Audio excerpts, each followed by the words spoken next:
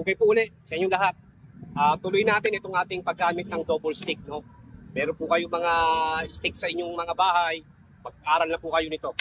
Para po ito sa ating mga basic, no? Na nag-aaral pa lang sa mga baguhan. Napakadali po nitong drills na to. Dalawa lang po ito para po sa inyo ito. So, nandito na yung ating mga pamalo, nasa baywang at saka nasa balikat. So, itong drills na to para mas lalo pang gumanda yung flow ng yung palo, no? Ang una mo ipapalo itong nasa taas, pataas siya, no? Diagonal, para po itinatapon siya. Then, pag nasa taas na ito, yung ito namang kanan mo, ang ipapalo mo pababa. Diagonal din. Throw, tapon din siya, tapos palo pababa. So, ganyan lang siya. Napakasimple. Diagonal pataas, diagonal pababa, diagonal pataas, diagonal pababa. 1, 2, 1, 2. Dalawa lang po siya, no? Una muna nasa taas, same flow. Kung saan siya dumaan, pababa, dun siya dadaan pataas. Dumaan siya pataas, ito pababa. Dadaan naman siya ngayon pataas, dinaanan niya yung pababa. Para gumanda po yung iyong paghawak o pagpalo ng stick. So, ganyan siya. Para sa mga baguhan, gawin niyo po ito. Malaki po maitutulong ito sa inyong paghawak ng stick.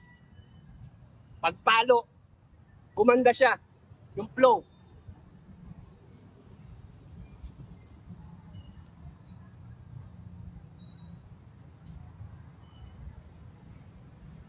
Isa-isa po siya.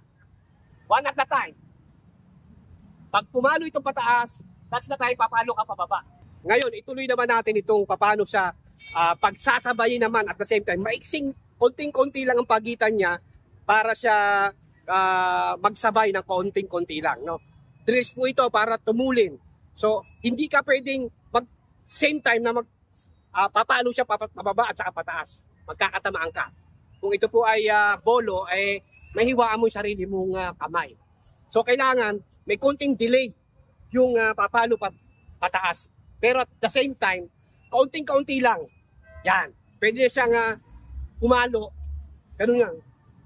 Nang halos magkasabay. Halos magkasabay na. Hindi katulad kanina, kitang-kita mo na umangat muna ito bago may pinalo yung isa. Okay? Ito, konting-konti lang ang diferensya niya. Pagpalo na ito, halos magkasabay siya. Ito pataas, ito pababa. So, yun yung pinaka, yun yung pinakapagitan mo. Ganyan yung lumalabas. Para na siyang magkasunod. Pero, hindi. May kaunting pagitan sa kanya. Para gumanda yung palo mo.